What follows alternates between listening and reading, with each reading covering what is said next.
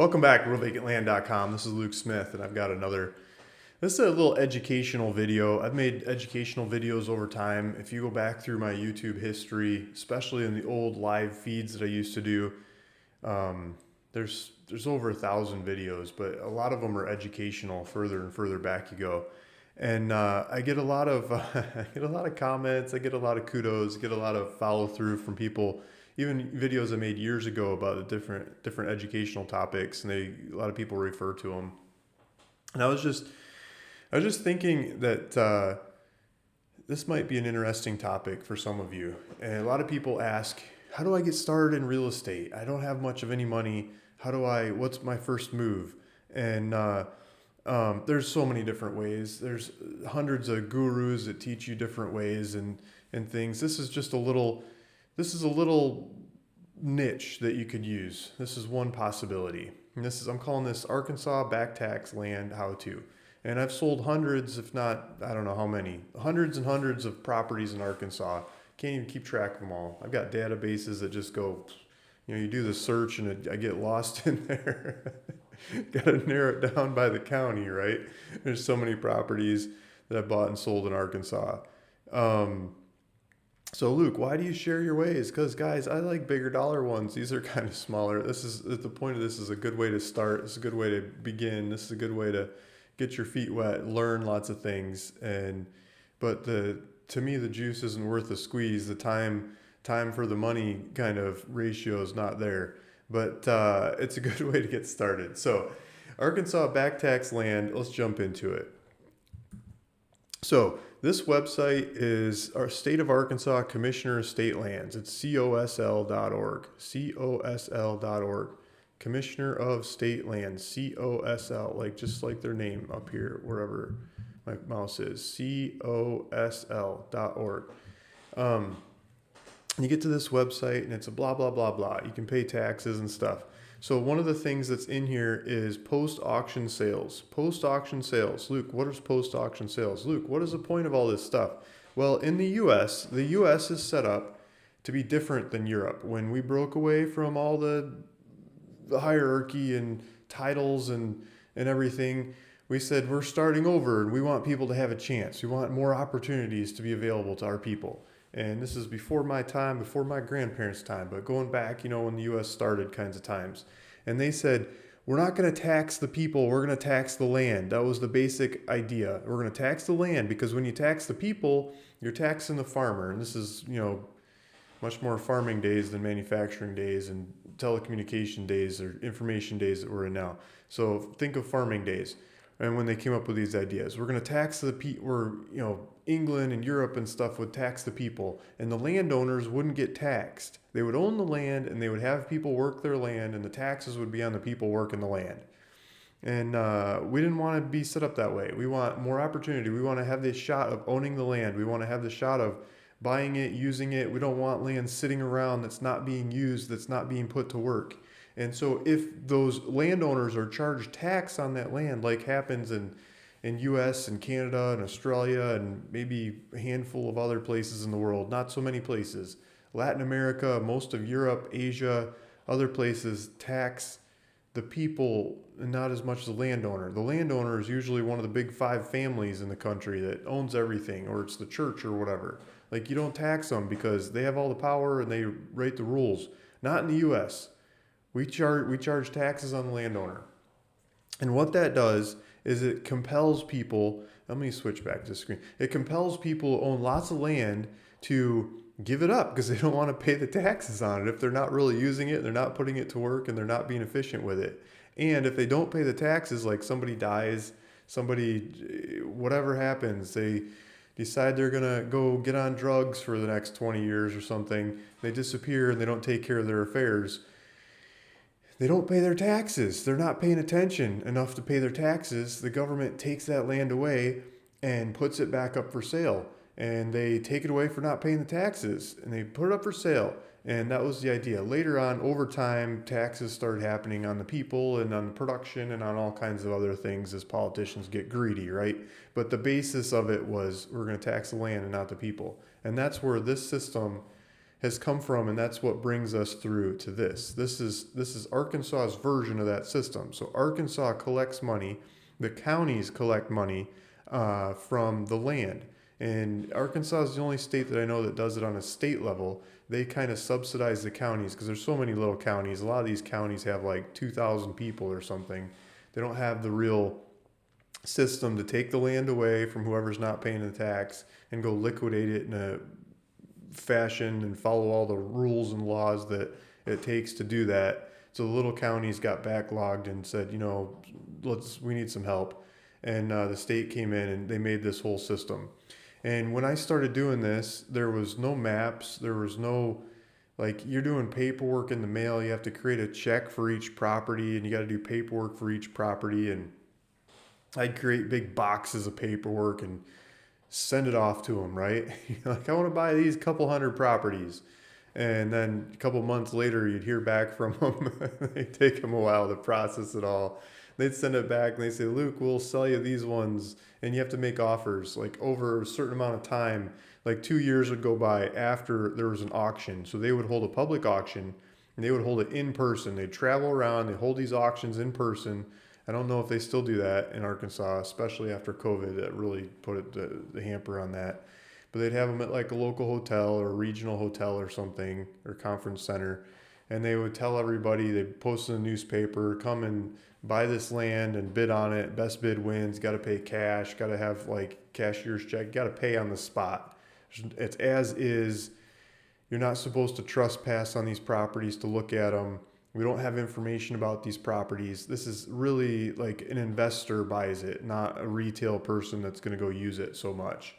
And so these investor types would travel around to the different auctions and they'd buy everything up and they'd get these properties. Then they'd go resell them over time. So that happens in lots of different states and different timelines. But in Arkansas, if you don't pay the taxes for 2 years, that's the only state that I know is 2 years. Others are 3 and more of them are 5. Some of them are 10 years. Some of them it's they don't ever even follow through. But Arkansas is 2 years. You don't pay the taxes for 2 years. It gets basically deeded to the state. The property gets sheeted to the state, whatever you want to call it. The state takes the property over. The state says, we're going to auction this thing off. The next time we have an auction for properties of that county, we're going to auction it off. And the best bid wins. If you don't pay your taxes before then, you lose it. And if you don't pay your taxes, it's gone. And they give you notice, and they follow all the regulations, the local regulations. They send you all these notices and, registered mail, and they jump through all the hoops to tell you that you're going to lose the property. And then they auction the property off, and the highest bidder gets the property. But the person that didn't pay the taxes gets another, I think it's 40 days. They get a 30-day notice, and then they get 10 days to actually pay. So it's combined, they get 40 days after you win the bid, if you're the buyer, to still pay off the taxes. They make more notices, here you go again, pay the taxes, keep the property, pay the taxes, keep the property. But there's so many of these properties and so many people after 2 years, they just, it's the wrong address, or they're in jail, or they died, or whatever, their affairs aren't in order. They lose the property, or they don't think it's worth paying the taxes, and they lose the property. And the state settles out and transfers on to whoever the highest bidder was. And then if there's no highest bidder in that auction, then it goes to post-auction sales, because those bids you got to start the bid at paying the taxes. And so if you're the only one that's willing to pay all the taxes on that property, you get it. And if there's 2 or 3 people that want to pay, then you compete against each other and it goes higher and higher. And then if the person that didn't pay their taxes has any wherewithal to do the paperwork, they can come back, and we're right up here on the page. It says claim excise proceeds. And so let's say you had a house on the property and the taxes were $1,000, and somebody bought the thing for $1,000, and 5 years later you're like, hey, what about, you auctioned it off for $101,000. The state keeps $100,000 of my asset because I was in jail or I didn't know what was going on. You could go over here and you could claim your excise proceeds. You have to do all the paperwork, prove who you are and everything, get your $100,000 back. there's people that specialize in that and track people down and say, hey, you have excise, you have extra proceeds over here. You have a bunch of money that's due to you. I'll do all the paperwork for you if I can keep half or something, right? There's people that do that and they make money doing that too. I'm not in that mindset, but I'm more in the mindset of owning these properties. So this is what attracts my attention. So these post-auction sales, I used to go through the list and research the properties and make bids. I would just bid, like $50 or something, because I bid every dollar price on the board. I started at $5 and $6 and $10 and $100 and all the prices, and they would accept 50, they wouldn't accept 49, and they would accept 51. But so why should I pay 51 if they always accepted 50? So I just bid $50 on everything in the state that made sense, and I got them all, and I put them up for sale, and I've been selling them. So $50, $50 a property, and then go sell them for 500 or 1,000 or 2,000 or 10,000 or 20,000, depending on what it is. A lot of those houses that buy a house for $50. This is where you get them. So they built this new website. It started, I think it was July 1st we're in 2021. So July 1st, this year, 2021. This guy, Tommy Land over here, what a great name for a land commissioner, right? He orchestrated this new website, and it's beautiful. It's much more modern than it was in the past, and he's making videos about researching and doing the paperwork and everything. So go watch all their information. And they're doing a huge educational program and making it really easy for people to buy land. Okay, so this is the post-auction. There's the history, there's the idea, that's where we're at. So now we're in the post-auction part of Commissioner State Land's website, and he's got more introduction, how to do it, all this how-to stuff. And then, okay, so I'm going to skip the how-to because you can go watch this stuff on your own. I'll put a link to this website in the description of this video. And then go to view auctions. And so go to view auctions.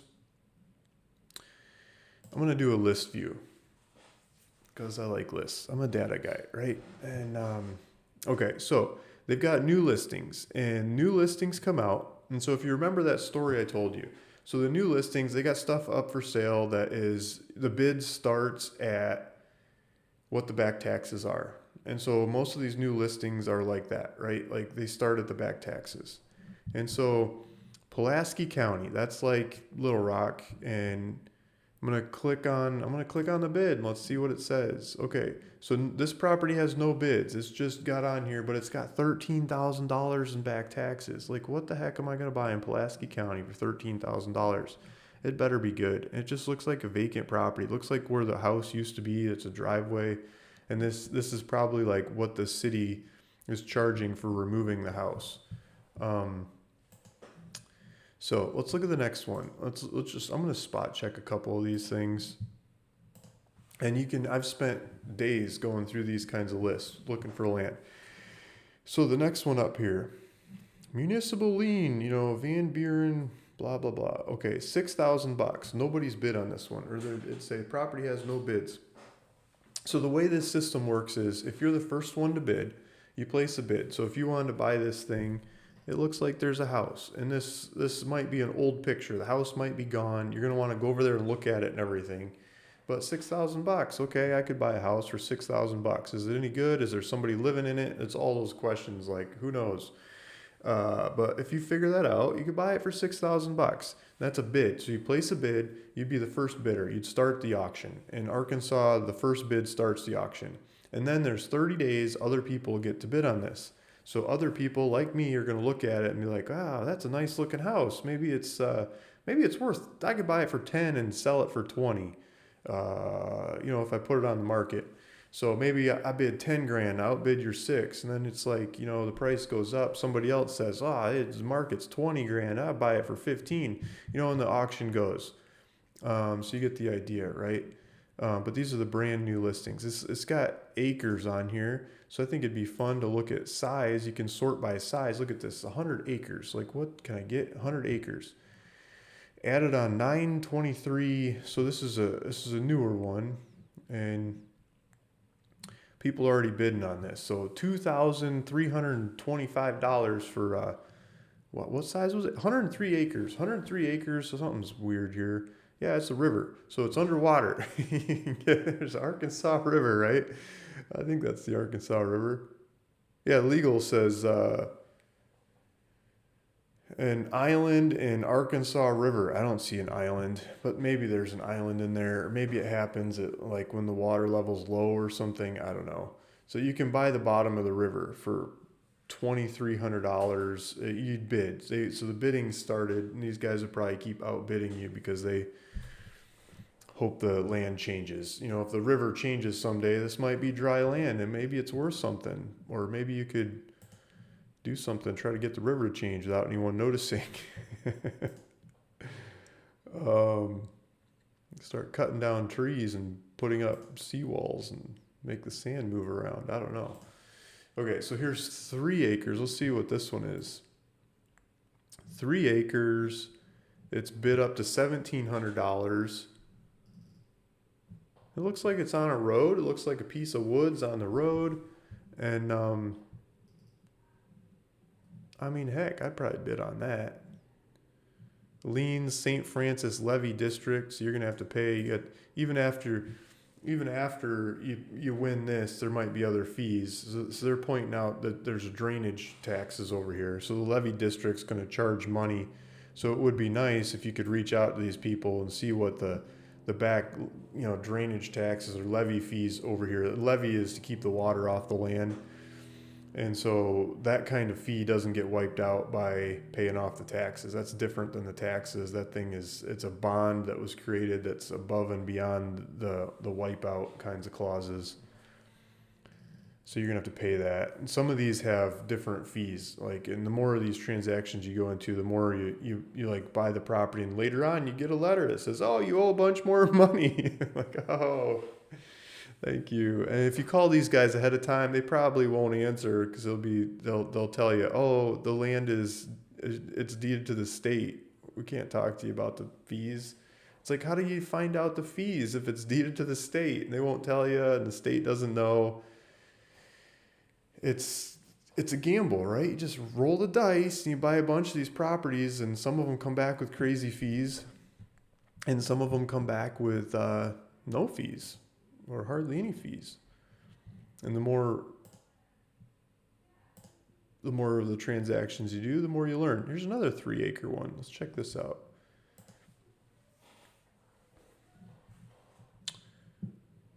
This is Pulaski County. This is Little Rock again. I don't know if it has access. It might not have access. But, I mean, you could go dig in and research in and try to figure out if the thing has access. It's 3 acres in the city. I mean, there's utilities all over the place. Maybe not right up to the property, but all around it. If you owned any of these other properties, you could add on to it or figure out access or buy access, create access. Oh, $26,000 starting bid. There's some back taxes on this one. Okay, so there's some basic examples. How do I get back to, let's do this. Let's look at some old ones.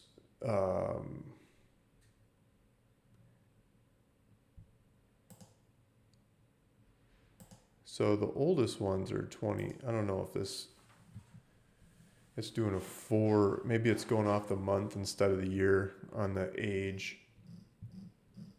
But my point was, if we could find some of these that are really old that nobody's bid on. Okay, Baxter County. There's a lot of them in Baxter County. You might be able to get, somebody already bid.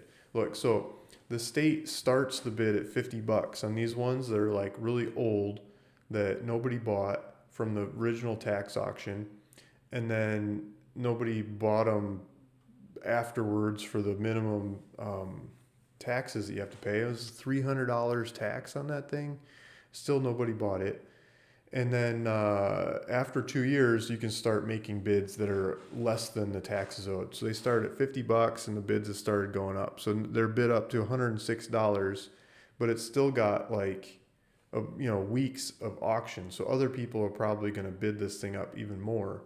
And if you look at the prices, see, time remaining 17 days. And the bidding usually happens right at the last second. That's when the price goes.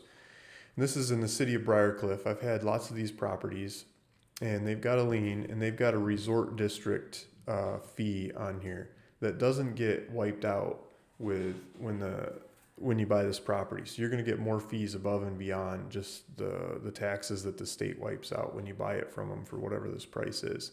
And you add that all up, you're probably going to be talking about more money than just going to buy one off of ruralvacantland.com is my point. And you can look at them, and I think we have better presentations than bidding on these things. But you can, this is a competition, so go look at it. Okay, so I could spend like days going through these properties. My point is the competition has picked up huge on these properties, and it's cleaning up the market a lot. And so the bids, I placed a bunch of bids, and I get outbid. I do a lot of research. I use other databases to look these properties up, even when they're not mapped on there. And sometimes I find good deals that way. Sometimes I decipher the legal descriptions on my own and figure out from other properties and their legals where this property is and it's legal, and say, okay, I understand where this one is, even though the data systems aren't mapping it for everybody else that likes to click and figure it out. I think I understand it. And I buy them. I do a lot of that. And even then, I'm getting outbid by other people. So the auctions on Arkansas's website are doing a really good job at cleaning up their market of all these old properties. And but I think we've got cheaper ones because we bought them before this new website was created by Arkansas and the guys. We've got these old $50 properties, right? And we're selling them for less than I think the state of Arkansas is selling them for. So again, that's easy, cheap land at ruralvacantland.com, right? But now you know where they came from and you know how to go get more. And so if you've got a bunch of time and energy and you really want to get into real estate, that's a good source to go get started. And especially if you're in the area and you can run around and look at different houses and buildings and stuff that they have on there and say, oh, this is a good one. It's got a good roof. It's got a good foundation. It's got good guts. And nobody else is really looking at it. I can snag this thing and I can buy it up. I can fix it. I can make it happen. That's what real estate's all about. And that's why our system was set up that way, right? From the get-go, charging taxes on the land versus taxes on the people. It recycles these properties. It brings them back into the marketplace. And because of that, we've got some of the cheapest real estate in the world. Cheaper than Africa, Latin America, Asia, Europe, like all over the place. Places you'd think stuff is cheap, it's not, because the asset owners in those economies hold on to it. They don't get taxed. They keep the stuff. And so it all gets wrapped up into concentrated into very few hands. And it's not cheap like it is in the US to get real estate. And so yes, prices of real estate are going up in lots of places in the US, but this is an outlet, like back tax properties, not just Arkansas, but lots of other states and counties in different ways. You can still get back tax properties and they keep finding their way back into the marketplace because of these kinds of rules and regulations and this kind of system. So go research how they get into the marketplace in your area where you're interested, and you might find some good deals. Maybe even go sell them on ruralvacantland.com someday. Or like we do, or whatever. Go build a house, go make them happen. I think we've got the curated version of the best of them that show up on our website, and you can go look at them there, and you can watch videos, and you can see maps, and you can take your time to go figure them out a lot more than at these auctions where you have to buy them on the spot and you got like no notice to figure it out. But I still think it's healthy for you to know about these, that they're there, and that's how they work, and that's my understanding of them. And go take advantage of them. Thanks for listening. Thanks for watching. It's Luke Smith, ruralvacantland.com. See you in the next one. Bye.